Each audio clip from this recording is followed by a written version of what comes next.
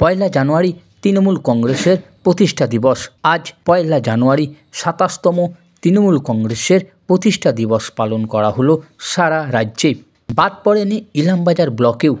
Ilambazar block party অফিসের সামনে তৃণমূল কংগ্রেসের ফ্ল্যাগ উত্তোলন করে তৃণমূল কংগ্রেসের প্রতিষ্ঠা দিবস পালন করে। এই প্রতিষ্ঠা দিবস পালনে উপস্থিত ছিলেন ইলামবাজার ব্লকের ব্লক সভাপতি ফজলুর রহমান, পঞ্চায়েত সমিতির সভাপতি সুদীপ্তা সাহা হালদার, সভাপতি দুলাল রায়, বীরভূম জেলা পরিষদের মৎস্য কর্মাধ্যক্ষ রবি মুর্মু সহ অন্যান্য অঞ্চলের অঞ্চল সভাপতি, বুথ সভাপতি সকলেই উপস্থিত ছিলেন। প্রভাত ফেরির মধ্য দিয়ে আরম্ভ হয় ২৭তম তৃণমূল কংগ্রেসের প্রতিষ্ঠা দিবস। এই প্রতিষ্ঠা দিবস উপলক্ষে ইলামবাজার ব্লক পার্টি অফিসের সামনে সাধারণ মানুষের ভিড় ছিল উপচে পড়ার মতন। প্রতিষ্ঠা দিবস পালনের শেষে কর্মী সমর্থকদের ব্লক সভাপতি বার্তা দেন, সামনেই লোকসভা নির্বাচন। এই লোকসভা নির্বাচনে তাদের একত্রিত হয়ে লড়াই করতে হবে। পশ্চিমবাংলা থেকে মুখ্যমন্ত্রী মমতা ব্যানার্জির হাতকে শক্ত করতে হবে। এই প্রতিষ্ঠা দিবসে কি বললেন ইলামবাজার ব্লকের ব্লক সভাপতি ফজলুর রহমান, চলুন শুনে নিই।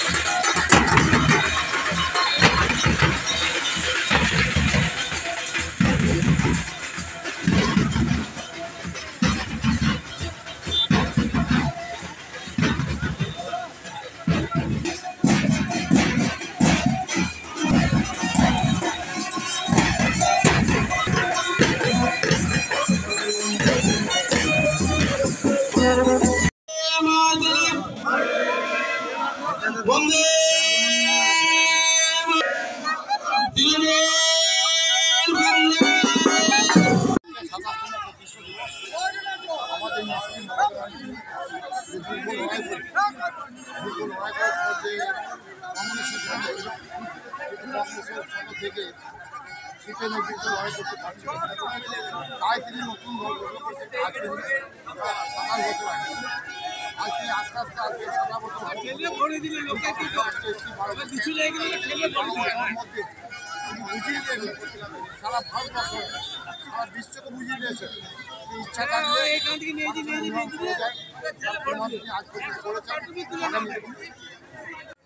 আজকে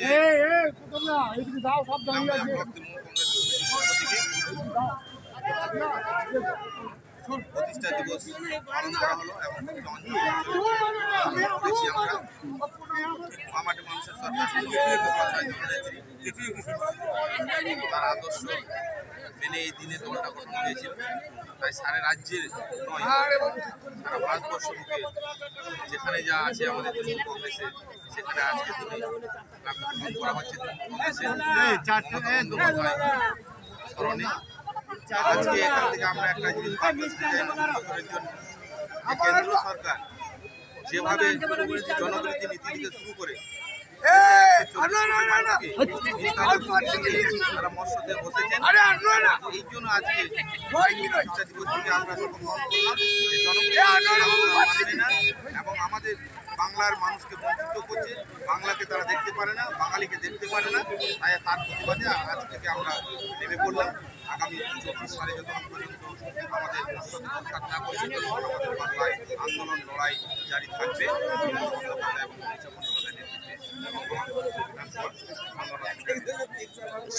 সর্বভারতীয় তৃণমূল কংগ্রেস এখন জাতীয় রাজনীতিতে প্রবেশ করেছে। আমাদের সভানেত্রী মমতা বন্দ্যোপাধ্যায় আমাদের কর্মীদের যে নির্দেশ দেবেন, হাজার হাজার লাখ লাখ তৃণমূল কর্মীরা মমতা ব্যানার্জির হয়ে লড়াইয়ের ময়দানে নেমে পড়বে। সেখানে অন্য কোনো দল কি করলো না করলো জানবে না।